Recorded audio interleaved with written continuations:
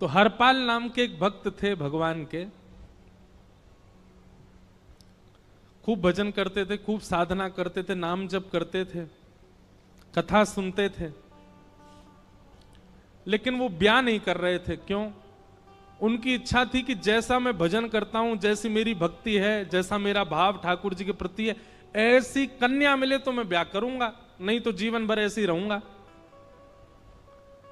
तभी उनके किसी रिश्तेदार ने आकर के बताया, बोले तेरे लायक कन्या मिल गई मुझको। तो हरपाल जी बोले क्या क्या गुण है उस कन्या का? बोले उस कन्या ने शर्त रखी है, मैं उसी से ब्याह करूंगी जो रोज 1000 संतों को प्रसाद पवाता हो।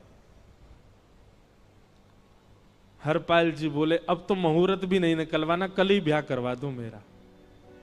ऐसी कन्या से तो मैं बिना मुहूर्त के ब्याह करूं। मुहूर्त उसके संग देखा जाता है जिसके संग यह संकोच हो या फिर यह दुविधा हो कि पता नहीं जीवन कैसा चलेगा, इससे तो मुझे भरोसा है बढ़िया जाएगा मेरा जीवन, इसी से ब्याह करा दो। और ब्याह हो गया।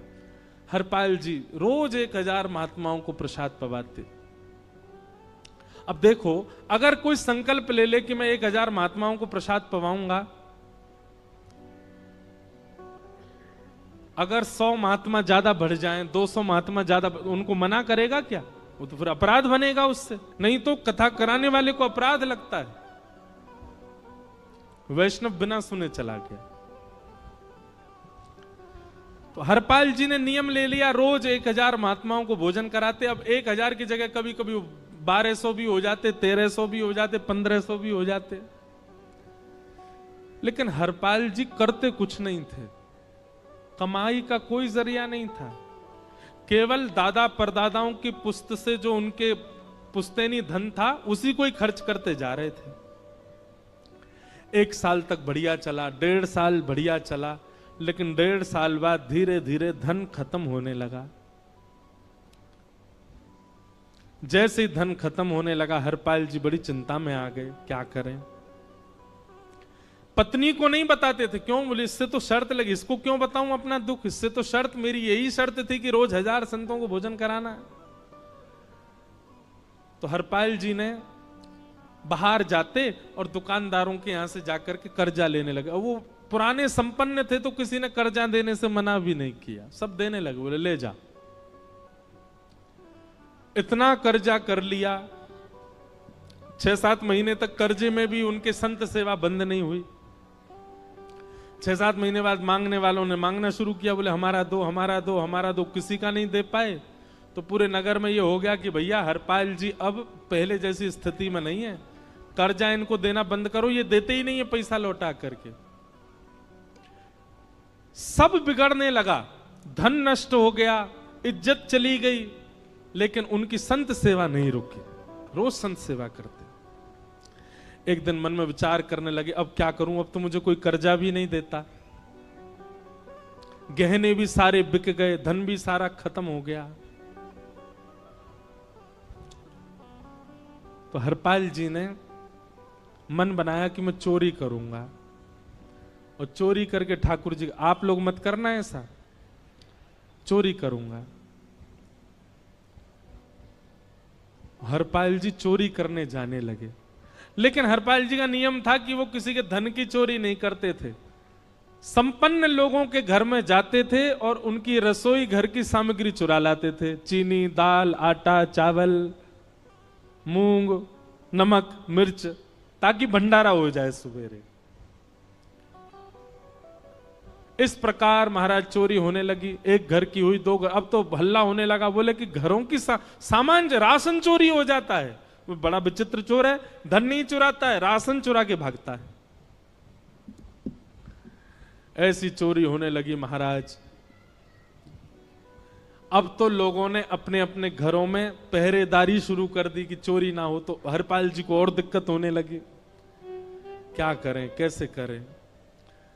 धीरे धीरे हरपाल जी इस स्थिति में आ गए कि अब संपन्न लोगों के यहां उन लोगों को ढूंढते जो ना कभी संत सेवा करते, ना वैष्णव सेवा करते, और उन लोगों के यहां जाकर के थोड़ा बहुत धन चुरा लेते, स्वर्ण चुरा लेते।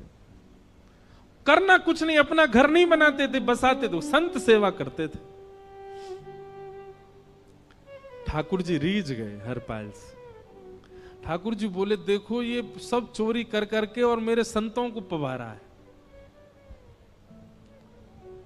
ठाकुर जी बोले इस पर अनुग्रह करने जाना है।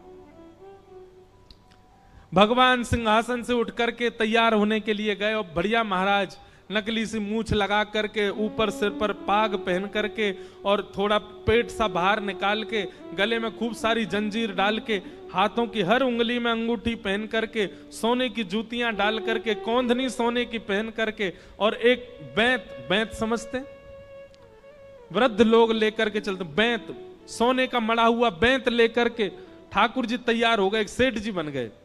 लक्ष्मी भैया ने पूछा भगवान बड़ा सुंदर स्वरूप धारण किया, कहां जा रहे हो? बोले अपने एक भक्त से मिलने जा रहे हैं। रुक्मणी जी बोली मैं भी चलूंगी। भगवान बोले तुम मत चलो, तुम उसको पहचान नहीं पाओगे, तुमसे अपराध बनी जाएगा। बोले नहीं नहीं भक्त दर्शन करने मैं तो जाऊंगी। भगवान बोले जल्दी तैयार हो जाओ। सब लोग इधर देखो, वहां से कोई सामग्री आ रही है, कथा यहां हो रही है, इधर देखो। और फिर हम आंख बंद कर लेंगे चाहे आप कहीं देखो, आंख खुली है तो हमको ही देखो। रुक्मणी जी एक सेठानी बन गई, ठाकुर जी सेठ जी बन गए। और दोनों ने मन में विचार किया कि हरपाल जी को दर्शन देना है। और यहां हरपाल जी की स्थिति क्या थी? अब संत सेवा के लिए कहीं से भी धन नहीं मिल रहा था।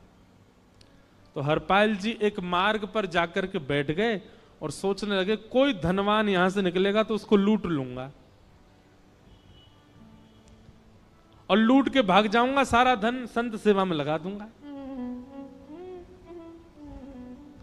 तभी उस मार्ग पर कोई और तो आया नहीं, ठाकुर जी सेठ बन करके आ गए। और महाराज खूब सारे गहने पहन करके, पाग बढ़िया सोने की जड़ाऊ पाग पहन करके, ऐसे वस्त्र पहन करके और छम छम करते चलते आ रहे हैं। उन गहने ही बज रहे हैं ठाकुर जी के।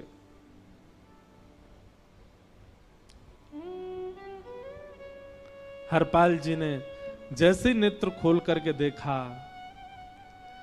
ठाकुर जी के रूप यौवन और सबरी उनके श्रृंगार को देख करके हरपाल जी बोले ये तो 1 साल के भंडारे की व्यवस्था आ रही है सामने से। इतने में ही सेठानी जी रुक्मणी जी भी आई, उनको ओहो ये तो कम से कम 5-10 साल की व्यवस्था आ रही है।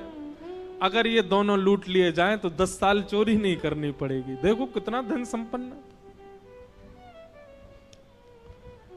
हरपाल जी के बगल में जैसे ही ठाकुर जी पहुंचे, हरपाल जी बोले भैया जय श्री कृष्ण प्रणाम। ठाकुर जी तो नाराज हो गए, क्या भगवान का नाम बोलता है सुबह सुबह? तुम सब लोग बड़े पाखंडी हो, ढोंगी हो। और हमने सुना इस गांव में एक रहता है वो चोरी डकैती करता है और फिर कहते हैं संत सेवा करता है। ऐसी काय बात की चोरी भैया? करता तो चोरी है, भली उससे भली संत सेवा करता हो। नाम उसका हरपाल है, हम सब जानते हैं। भगवान का नाम मत लो हमारे सामने। हरपाल जी समझ गए वो तो बिल्कुल भगवत विमुख है, इसकी तो एक अंगूठी भी नहीं छोड़नी मुझको, इसका तो सब लेके जाऊंगा। अगर ये बदले में जय श्री कृष्णा बोलता तो एक आध गहना छोड़ देता इसका में, पर ये तो इतना बिखर रहा है भगवान का नाम सुन के, इसका कुछ नहीं छोड़ूंगा, सब ले जाऊंगा।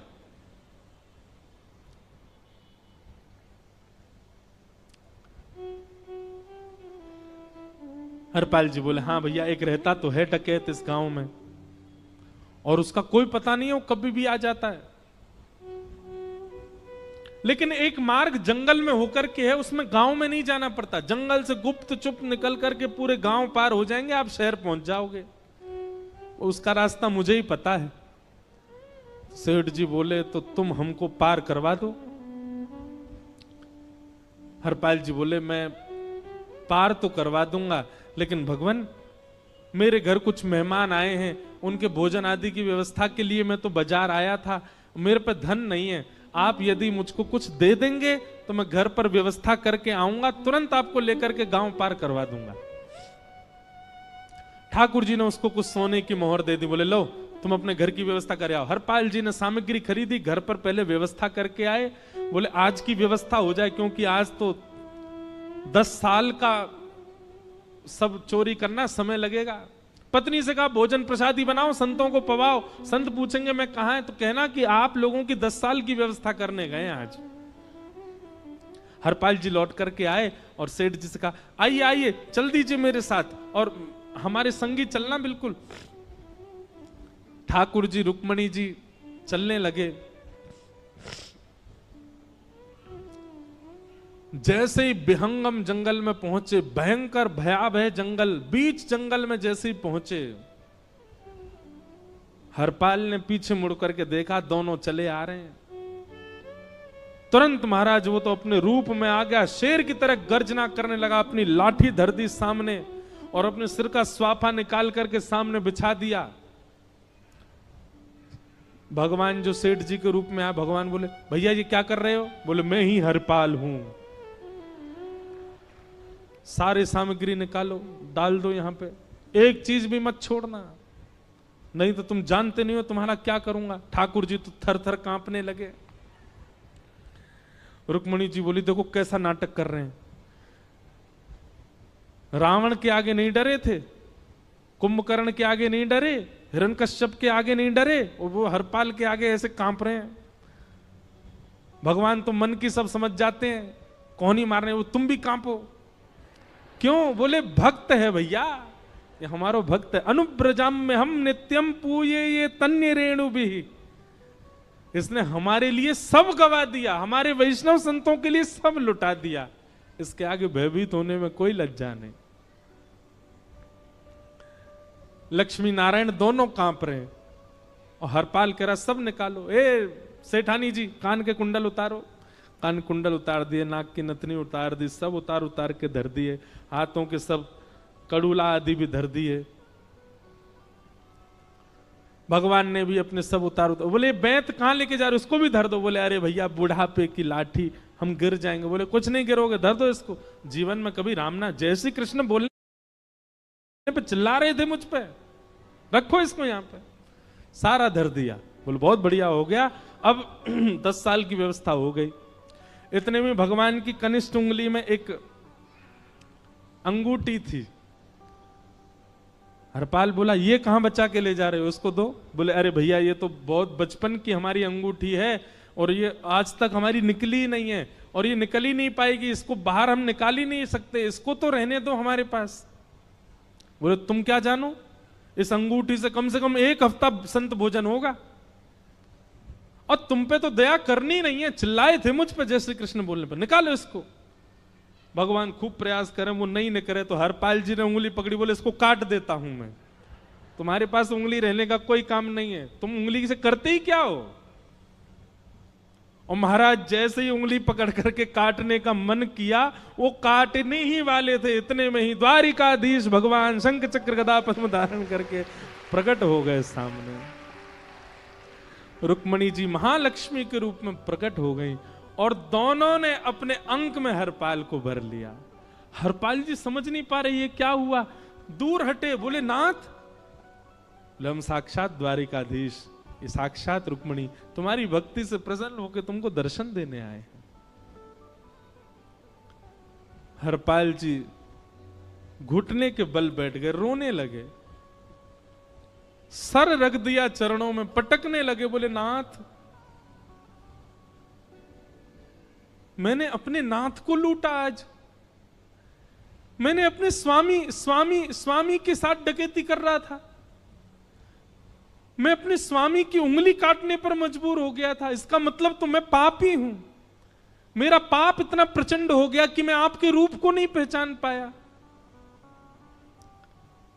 भगवान ने हृदय से लगा, नहीं हरपाल, तुमने कभी अपने लिए प्रयोग थोड़ी किया, तुम्हारी पत्नी भूखे सो जाते हो लेकिन संतों को भूखा नहीं जाने देते। ठीक है, उसके लिए भले ही तुमने वह गलत मार्ग अपनाया जो नहीं अपनाना चाहिए था, परंतु उसमें उद्देश्य कोई और तो नहीं था, मेरे जनों की सेवा ही तो थी, मेरे वैष्णवों की सेवा। और देखो हरपाल, एक मेरी बात सुनो, आज तुम्हारे मन में ग्लानि होती है कि तुमने दूसरों का धन हड़प करके और उससे संत भोजन कराया। वास्तव में इसका विधान शास्त्रों में यह बताया गया, जिसके धन से भोजन बना और संतों ने पाया, परोसा भले ही किसी ने भी हो, कार्यक्रम भले ही किसी ने भी कराया हो, पर धन जिसका लगता है पुण्य उसी को मिलता है। तुमने तो अपने गांव के, शहरों के उन लोग जो कभी संत सेवा नहीं करते थे, उनके धन चुरा चुरा करके उनको पुण्य बांटा है। तुमने कुछ गलत नहीं किया है। हां, अपने प्रयोग में यदि लेते तो पाप हो जाता, लेकिन तुमने तो एक रत्ती भी अपने प्रयोग में नहीं ली, सब संतों में लगा दी, और जितने लोगों का धन चुराया उन सबको पुण्य प्रदान कर दिया। हम तुमसे बड़े प्रसन्न हैं। हरपाल जी चरणों से लिपट गए, बोले नाथ आप बड़े कृपालु, बड़े दयालु। भगवान बोले अब हमने दर्शन दे दिया, अब हम जाएं। और सुनो, ये सारा धन हमने दिया है, 10 साल का नहीं होगा इससे। तो बोले जब तक तुम जीवित रहोगे तब तक की सेवा बनेगी इससे।